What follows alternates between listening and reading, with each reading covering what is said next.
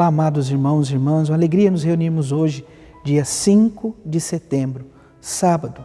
Sábado, onde somos convidados hoje de um modo especial a celebrar a memória de Santa Teresa de Calcutá. Por isso, iniciemos este momento abrindo o nosso coração para acolher a palavra de Deus. Em nome do Pai, do Filho e do Espírito Santo. Amém. A graça e a paz de nosso Senhor Jesus Cristo, o amor do Pai e a comunhão do Espírito Santo esteja sempre convosco. Bendito seja Deus que nos reuniu no amor de Cristo.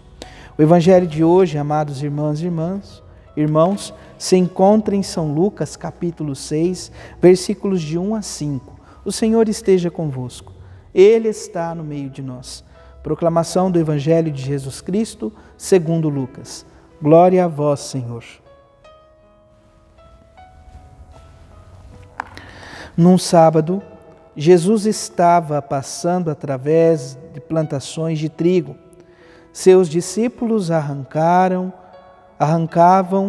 e comiam as espigas, debulhando-as com as mãos. Então alguns fariseus disseram: por que fazeis o que não é permitido em dia de sábado? Jesus respondeu-lhes: acaso vós não lestes o que Davi e seus companheiros fizeram quando estavam sentindo fome? Davi entrou na casa de Deus, pegou dos pães oferecidos a Deus e os comeu, e ainda por cima os deu aos seus companheiros. No entanto, só os sacerdotes podem comer desses pães. E Jesus acrescentou: o Filho do Homem é Senhor também do sábado. Palavra da salvação. Glória a vós, Senhor. Vamos ouvir um pouquinho sobre a vida de Santa Teresa de Calcutá. Teresa, nascida na Macedônia do Norte em 1910 e falecida em Calcutá, na Índia, em 1997, foi uma religiosa que doou a vida em favor dos pobres mais pobres. Fundou as congregações das missionárias e dos missionários da caridade para se dedicarem aos excluídos e abandonados da sociedade. O testemunho dessa santa recorda que a missão da Igreja passa pela caridade. Alimenta na oração e na escuta da palavra de Deus. Alimentada na oração e na escuta da palavra de Deus. Que esta celebração nos encha de compaixão ativa para com os pobres e marginalizados do mundo inteiro. Amados irmãos e irmãs, o Evangelho de hoje nos coloca diante desta atitude dos discípulos que, passando junto com o Senhor em uma plantação de trigo, vão tirando as espigas do trigo, debulhando então com as suas mãos, para se alimentar do trigo. Os fariseus estavam pela redondeza e, sedentos para colocar Jesus à prova, questionam por que eles fazem isto no dia de sábado. O dia do sábado era, então, para os judeus um dia de preceito, de descanso, observação da lei. E todo e qualquer tipo de esforço era, então, pecado gravíssimo. Alguns fariseus dizem: por que fazeis o que não é permitido em dia de sábado? E Jesus, então, diz: vocês dizem, então, entendedores da lei, acaso não lestes o que Davi e seus companheiros fizeram quando estavam com fome? Davi entrou na casa de Deus, pegou dos pães oferecidos a Deus e os comeu, e ainda por cima deu aos seus companheiros. No entanto, só os sacerdotes podem comer desse pão. E Jesus então termina dizendo: Filho do Homem. Este título tão importante de Jesus é Senhor também do sábado. Amados irmãos e irmãs, como refletir isto? O sábado é para o povo judeu, segundo Jesus, claramente, não um caminho que os obrigue a viver uma lei cega, mas O sábado é aquele caminho onde resguarda então o povo crente, aquele que procura seguir o caminho de observância da palavra. E quando o Senhor diz, Jesus fala, eu sou o Senhor também do sábado, Jesus nos chama a compreender a necessidade de dedicar então a nossa vida inteira, a cada momento, a cada instante, ao próprio Senhor. O que é permitido?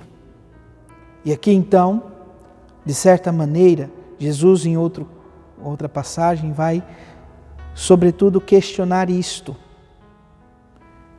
Os mestres da lei, isso nós vimos em São Mateus não faz muito tempo, os sacerdotes, melhor dizendo, eles transgridem esta lei no dia de sábado para oferecer o culto agradável a Deus. A lei prescreve, então, que eles são perdoados naquele contexto. O que Jesus quer refletir com isto? O que é permitido? A dignidade da pessoa ou simplesmente a observância restrita e cega da lei? E aí nós voltamos o nosso olhar então para Santa Teresa de Calcutá, esta grande mulher que doou a sua vida em favor de todos os necessitados do seu contexto, sobretudo da Índia. Por diversas vezes ela foi questionada. E neste questionamento se vinha a grande pergunta: como servir? Como dedicar a vida para o serviço dos mais necessitados?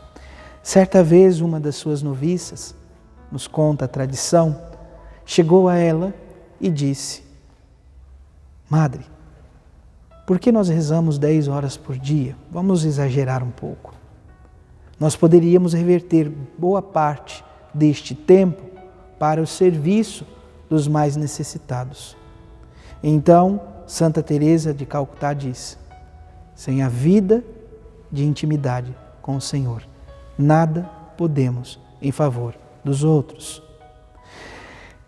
Em outras palavras, a nossa vida deve ter esta comunhão entre a vida ativa e a contemplativa, a oração e o serviço.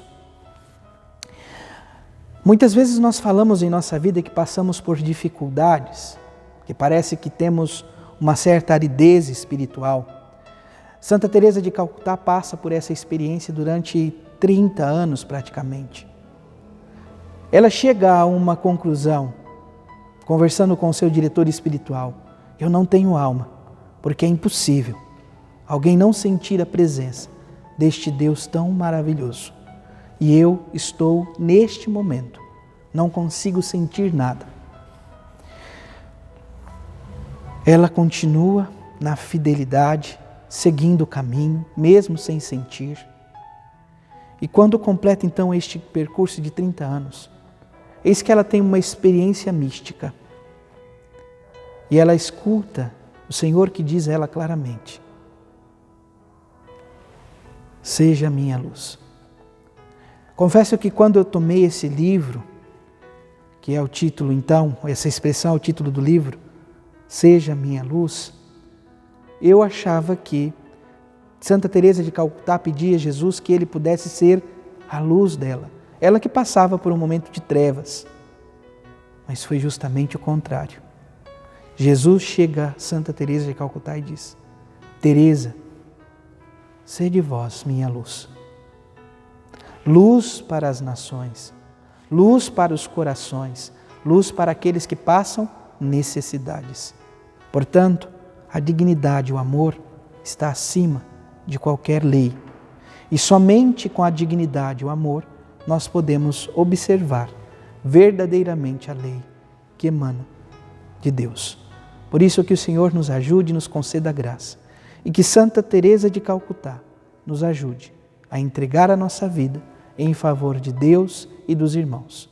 Louvado seja nosso Senhor Jesus Cristo, para sempre seja louvado.